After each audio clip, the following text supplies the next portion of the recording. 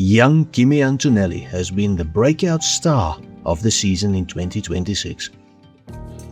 Not only has he been winning races at 19 years of age, he's leading the Drivers' Championship and has humbled pre-season favourite and teammate George Russell in the process. Now, while Lewis Hamilton and George Russell will without any doubt push Grande Kimi all the way in the title battle, the emergence of the young Italian stallion has made me wonder who the youngest winners of the World Drivers' Championship have been. So without wasting time, let's have a look at the 10 youngest Formula One World Drivers' Champions. Starting at the oldest, in 10th place, Jim Clark, 1963 World Champion at age 27 years and 174 days. Now, when we talk about the greatest Formula One drivers to ever live, our minds immediately go to a quiet, soft-spoken sheep farmer from the rural hills of Scotland. Jim Clark. Born into a strict farming family in 1936, Clark wasn't groomed for the racetrack. In fact, his parents actively disapproved of his passion, viewing it as dangerous. But Clark possessed a terrifyingly pure, freakishly natural talent. He didn't understand vehicle dynamics on a spreadsheet, nor did he care about it. He simply felt the physics of the machine through the seat of his pants. When he caught the eye of Colin Chapman, the visionary, boundary-pushing founder of Team Lotus, it sparked the most lethal driver-constructor partnership the sport has ever seen. Chapman built cars that were terrifyingly fast and notoriously fragile, right on the knife edge of mechanical failure. Anyone else would have crashed them. But Jim Clark was so impossibly smooth, he made the cars look invincible. By the early 1960s, Clark wasn't just winning races, he was rewriting the laws of what a human could do behind the wheel. In 1963, he captured his first world championship, winning 7 out of 10 races. To truly understand his raw speed, you have to look at the 63 Belgian Grand Prix. Driven through a torrential downpour, with thick fog, on the notoriously lethal Old Spa circuit, Clark's gearbox began popping out of 5th gear at 160 miles an hour. Did he pull into the pits? No, sir. Instead, he drove the remainder of the race, holding the gear shifter in place with his right hand, steering the car entirely with his left. He didn't just win. He lapped most of the field, crossing the finish line 5 minutes ahead of second place. 2 years later, in '65, he did something even more absurd. He skipped the Monaco Grand Prix, hopped across the Atlantic and dominated the Indy 500, leading 190 out of 200 laps to win it. To this day, he remains the only driver in history to win both the F1 World Championship and the Indy 500 in the same calendar year. In the 1960s, though, Formula One was brutal. Drivers were lost almost every season, and safety barriers were virtually non-existent. Yet the entire paddock believed Jim Clark was untouchable. He was too precise, too gentle on the machinery to ever make a mistake. Until the 7th of April, 1968, during a minor, non-championship Formula 2 race at a rain-soaked Hockenheim in Germany, Clark's Lotus suffered a suspected rear tire failure at 150 miles per hour. The car veered off the track and into the dense forest, and Clark died instantly at only 32 years old. The racing world was paralyzed with shock. Fierce rival and close friend Graham Hill was tasked with breaking the news to the world. Fellow driver Chris Amon later summed up the collective terror of the entire paddock with one heartbreaking quote: "If it could happen to Jimmy, what chance do the rest of us have?" Jim Clark left the sport with 25 Grand Prix wins from 72 starts, a 34.7% win percentage. He also held the all-time record of 8 Grand Slams, meaning he qualified on pole, set the fastest lap, led every single lap, and won the race. A feat he achieved once every 9 races he entered. I remind you that he raced against legends like Graham Hill and Jackie Stewart, but the numbers will never fully capture his true legacy. Jim Clark was motorsport's ultimate gentleman. He never drove aggressively, never threw tantrums. He never searched for the spotlight. He simply climbed into the cockpit, let his hands and feet do the talking. and drove away from the rest of the world. He left us far too soon, but his status as the purest driving talent to ever walk the earth remains entirely untouched. Number 9. Jacques Villeneuve, 1997 Formula 1 World Champion, aged 26 years, 200 days. The rock star who defied Schumacher. In the mid-1990s, Formula 1 was a world of sterile corporate PR and clinical perfection. And then came the Canadian Jacques Villeneuve, baggy overalls, bleached blonde hair, and a completely unfiltered attitude. He didn't look like an F1 driver, and he certainly did not act like one. But beneath the rockstar persona was a driver with a relentless, fearless edge, the only man willing to look Schumi in the eye and refuse to blink. Jacques carried one of the most heavy legendary names in motorsport history. His father Gilles Villeneuve was a Ferrari icon who tragically lost his life in 1982. But Jacques wasn't here to live in the shadows of his dad. After conquering America, winning the Indy 500 and the car championship in 1995, he burst into Formula 1 with Williams in 1996. Securing pole position in his very first race. He won 4 Grand Prix in his rookie year, pushed teammate Damon Hill to the season finale, and finished runner-up in the title. F1 had never seen a debut quite like it. 1997 was Villeneuve's masterpiece. Armed with the Williams FW19 and Renault power, Villeneuve took 7 wins and 10 pole positions, setting up a brutal championship finale in Jerez against Michael Schumacher. On lap 48, Villeneuve caught Schumi off guard, diving down the inside. In a desperate bid to save his title, Schumi steered his Ferrari directly into the side of the Williams.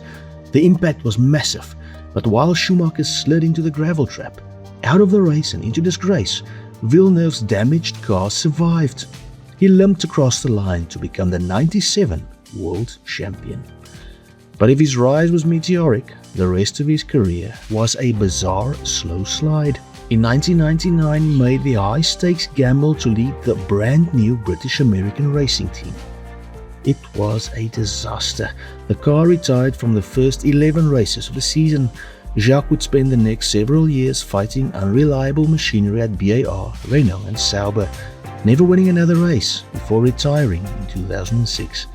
Historians often say Villeneuve had a career in reverse, reaching the absolute peak in his second year and then spending the decade after tumbling back down.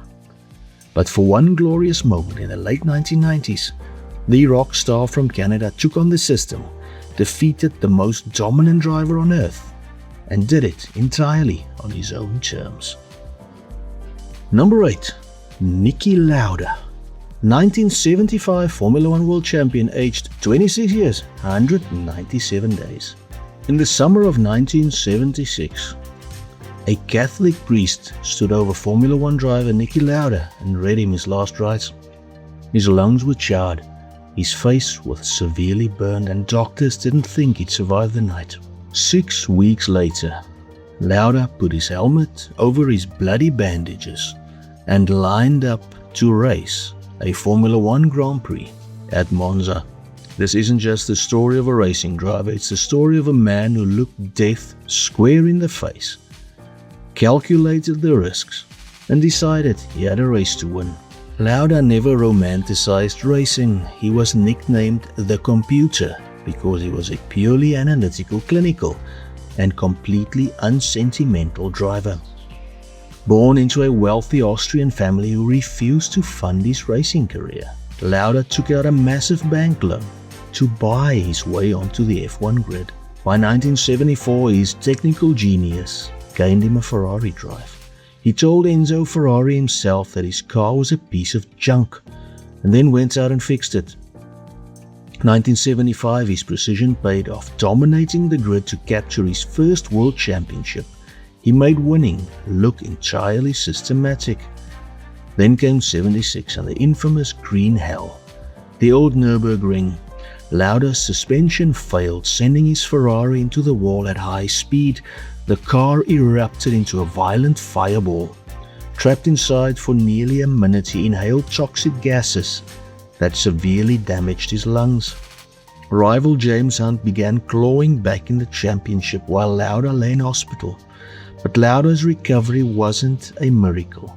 It was pure, agonizing willpower. Returning to the cockpit 42 days after the crash, he pushed the title fight to the final race in Japan.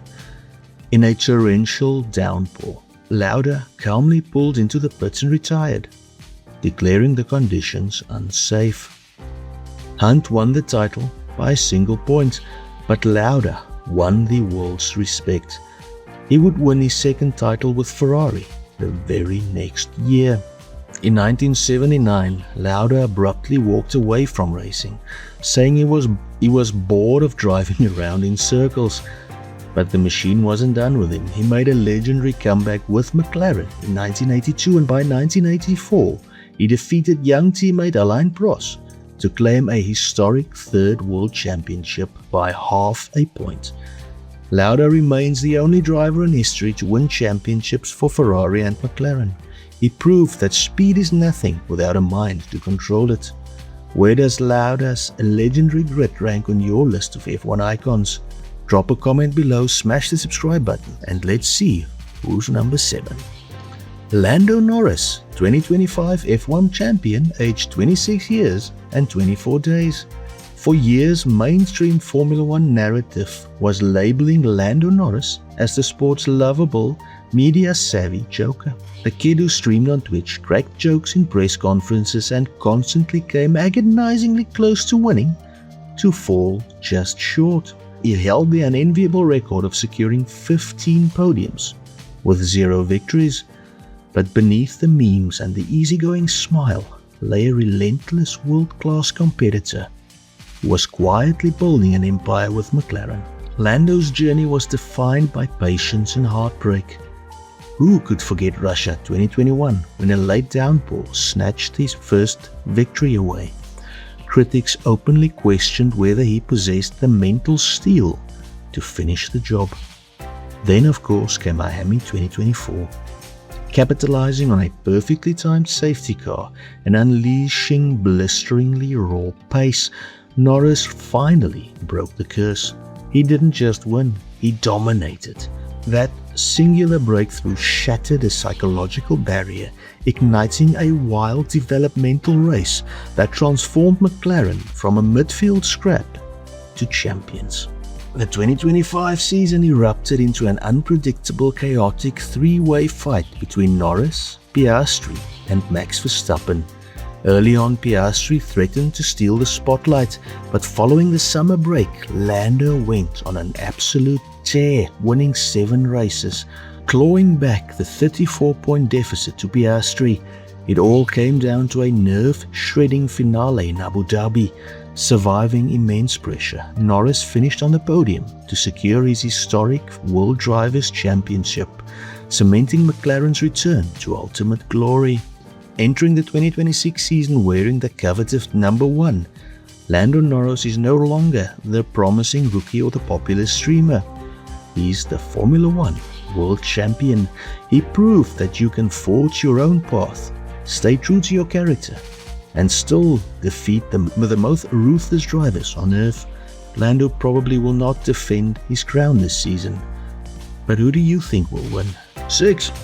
Michael Schumacher, 1994 champion for Benetton, aged 25 years, 314 days. The Red Baron was the ruthless one. Before Michael Schumacher, Formula One drivers were plainly athletes. After Michael Schumacher, they were machines. Schumacher didn't just win championships, he re-engineered the entire concept of modern racing driver. He was a force of absolute, clinical ruthlessness, a man who combined unmatched physical fitness with a controversial win-at-all-cost mentality that divided the paddock and conquered the world. By 1995, Schumacher was already a double world champion with Benetton. He was at the top of the world, then he did something crazy. He signed with Ferrari, a team that was clinically depressed, mechanically chaotic, and hadn't won a driver's title for over 15 years. How history repeats itself. Instead of waiting for a fast car, Michael built one. He brought over a team of engineers including Ross Brawn and South Africa's own Rory Byrne, working past midnight, testing thousands of laps, demanding absolute perfection. He endured 4 years of devastating mechanical failure, bitter heartbreak, and controversial collisions like his infamous clash with Jacques Villeneuve, Jerez 1997. But the legendary work ethic of the man was forging a monster. The year was 2000 and the dam finally broke. Schumacher became Ferrari's first champion in 21 years, the first one since South African Jody Scheckter, triggering an era of sporting dominance the world had never seen before. 5 consecutive seasons he owned Formula One.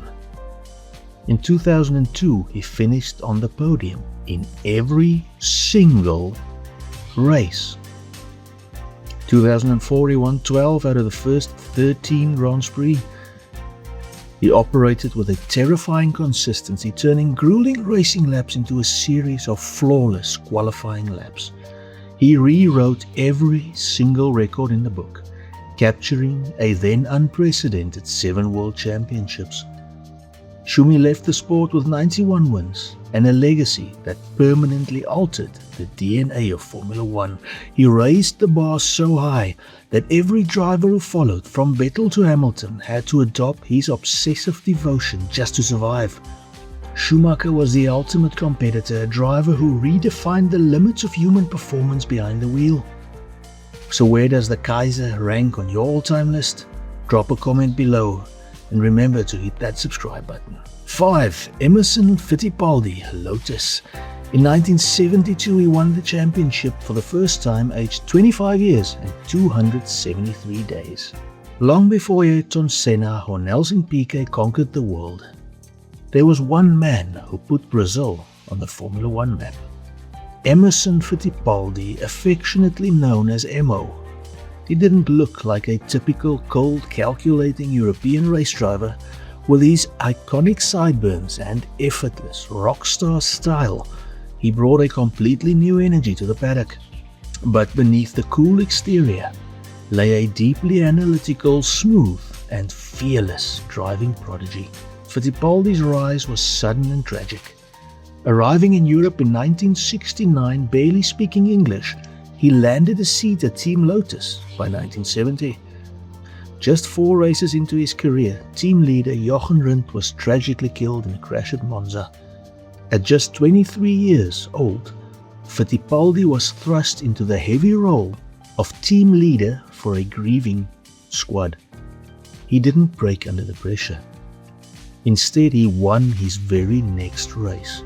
By 1972, driving the legendary black and gold Lotus 72, Fittipaldi was untouchable. He conquered 5 Grand Prix to claim his first driver's title at just 25 years old. He then was the youngest world champion in Formula One history, a record he would proudly hold for 3 decades. Perhaps sensing that Lotus was losing its edge, Fittipaldi made a high-stakes gamble in 1974 and switched to McLaren. It was a masterstroke, handling the brilliant McLaren M23 with his trademark clinical, smooth driving style. He won on home soil in Brazil and secured his second driver's title after a season-long battle with the Ferraris. He was at the absolute peak of his powers, which is why what he did next stunned the sporting world. In 1976, at the height of his fame, Fittipaldi walked away from championship-winning McLaren to be replaced by James Hunt. Why? To join a brand new, uncompetitive Brazilian team, started by his brother Wilson, backed by a sugar company. He sacrificed his prime years fighting unreliable, slow machinery at the back of the grid. Never won another Formula One race before retiring in 1980. Fittipaldi finished with 14 wins, 35 podiums and 2 drivers' titles. 4. Max Verstappen Red Bull, 2021 world champion at age 24 years and 73 days. From the moment he arrived on the grid, Jos's kid didn't ask for permission to join the elite. He took it by force. He was the teenager who bypassed the traditional ladder, entered Formula One at just 17, and was immediately driving with an unyielding, borderline dangerous, sometimes crossing the border, maybe, aggression. While veterans complained about his defensive positioning, Max simply kept flat out on the throttle. He didn't come to make friends, he came to dominate. Bred for speed by his racing parents, Max was a product of the most intense developmental pressure imaginable, and it paid off almost instantly. In 2016, he won the Spanish Grand Prix, becoming the youngest winner in racing Formula One history at 18 years old. For 5 years, he acted as a brilliant, chaotic spoiler to Mercedes' dominance. And then came 2021, and the gloves came off in a brutal, season-long war against Lewis Hamilton that culminated in one of the most controversial final laps in Formula One history. Verstappen refused to give an inch. He emerged from the desert dust as the world champion, breaking the Mercedes era and unleashing a monster. If 2021 was a dogfight, what followed was a clinical eradication of the competition. Armed with Adrian Newey's engineered ground effects car, Verstappen evolved from the aggressive challenger into the flawless racing machine. 2023, he wasn't just dominant, he was a statistical anomaly. He won 19 out of 22 races, including 10 in a row. He led for more than 1,000 laps. Verstappen operated with a terrifying metronomic consistency, treating Grand Prix weekends like private test sessions. He didn't just beat the grid, he broke their spirit. His legacy is one of pure, unadulterated speed and zero compromise. 3. Fernando Alonso, 2005 F1 champion for Renault, aged 24 years, 58 days. In Formula One, time is the ultimate predator. It slows your reflexes, dulls your hunger, and eventually forces every legend to walk away. Except for one, apparently, Fernando Alonso. For a quarter of a century, the man from the Asturias has been the grid's ultimate survivor. A fierce, political and hyper-adaptable predator who didn't just beat his rivals, he hunted them down. When Alonso burst into the sport, he didn't care about hierarchy. In 2005 and 2006, armed with a screaming Renault, he accomplished a feat many failed at and many thought impossible. He dethroned Michael Schumacher at the absolute peak of his Ferrari empire. At just 24, Fernando became the youngest world champion the sport had ever seen. He was clinical, unforgiving, and possessed a defensive driving technique that could turn his car into an impenetrable fortress. He was supposed to inherit the sport and win 5, 6, 7 titles. Instead, a single, fiery season-long rivalry with then rookie Lewis Hamilton at McLaren shattered the team from within, sending Alonso down a path of legendary, heartbreaking near misses.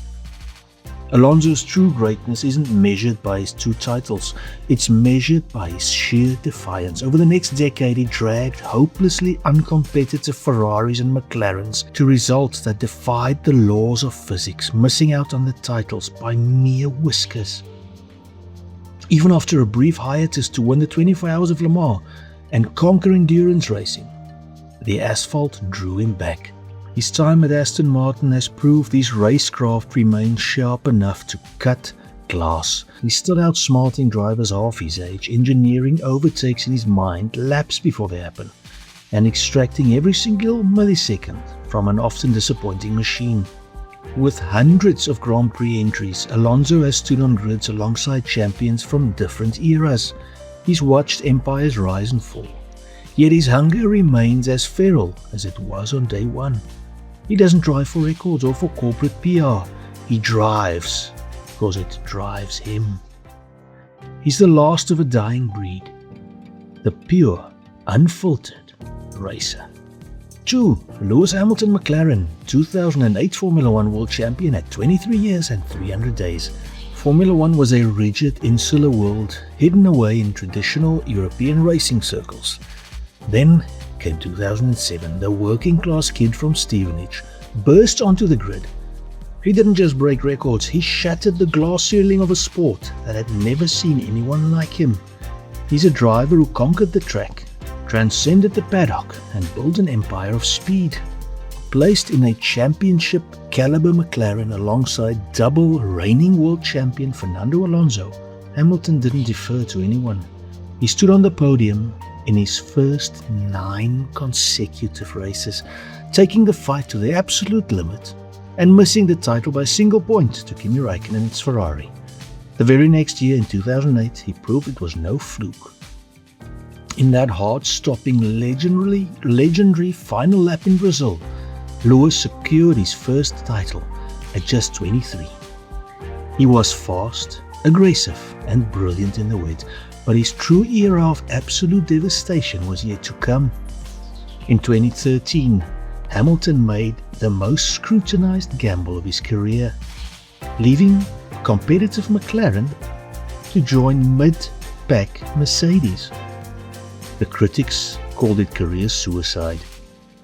In fact, it turned out to be the greatest team switch the sport had ever seen. From 2014 onward, Hamilton and Mercedes unleashed an era of absolute dominance. He transformed into an unshakable racing machine, collecting 6 more drivers' titles in 7 years, dismantling every historical benchmark set before him. He became the first and only driver in history to cross the triple-digit threshold, securing more than 100 pole positions and more than 100 race wins. Drum roll please, the youngest world champion in Formula 1 history, the man whose record Kimi Antonelli dreams of breaking. The 2010 Formula 1 world champion, aged 23 years, 134 days, the one, the only, Sebastian Vettel. In the late 2000s, a storm was brewing in Deutschland. The media called him Baby Schumi, a blonde, hyper-cheerful teenager, carrying the immense weight of a nation looking for the next Michael Schumacher. But Vettel was no copy. He was entirely original, a force of nature. Beneath the goofy humor and the Beatle obsession was a driver of chilling, unmatched precision. Vettel didn't just break records, he smashed them. In 2008, driving a low-budget Toro Rosso in a torrential downpour at Monza, he took pole and victory, becoming the youngest race winner in history at the time. When he graduated to the senior Red Bull racing team, the sport witnessed an absolute eclipse. In 2010, he won a nerve-shredding finale in Abu Dhabi to become the youngest world champion in history at just 23. He didn't stop there. For 4 consecutive seasons, Vettel and his Adrian Newey-designed machinery dictated the laws of Formula 1. In 2013, he achieved a mind-bending 9 wins in a row to seal his 4th consecutive world title. At 26, he was already an all-time great. But the second half of Seb's career was defined by a different kind of drama. In 2015, he chased his childhood dream and moved to Ferrari, desperately trying to bring back the glory days to Maranello. Despite taking 14 magnificent victories for the Scuderia, the championship remained painfully out of reach, culminating in a string of high-pressure mistakes and internal fracturing. As the wins dried up, something happened though. Vettel evolved. Moving to Aston Martin for his final seasons, he transformed from a ruthless competitor into the paddock's conscience. He became an activist, a mentor to the younger generation, and one of the most beloved figures on the grid. When Seb retired at the end of 2022, he left behind 53 Grand Prix victories, 122 podiums and 4 world titles. But his greatest achievement was proving you can reach the absolute pinnacle of a ruthless sport without losing your humanity. He entered the grid as a boy king and left it as one of its greatest ever statesmen. And with that, we've reached the end of this list. Do you think Kimi Antonelli will break Seb Vettel's record as the youngest winner of the World Drivers' title? Or do you think that George Russell or maybe even Lewis Hamilton will win the 2026 title? Leave your opinion in the comments and remember to smash that subscribe button. Thanks for watching, God bless you, and goodbye.